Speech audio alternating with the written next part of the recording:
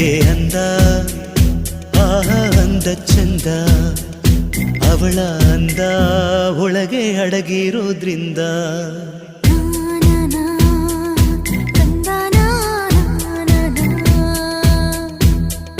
ಸೀರೆಯಲ್ಲಿ ಹೆಣ್ಣು ಬೆಣ್ಣೆ ಬೆಣ್ಣೆಯಂತೆ ಕರಗಿ ಹೋಗೋ ಆ ಹೃದಯದಂತೆ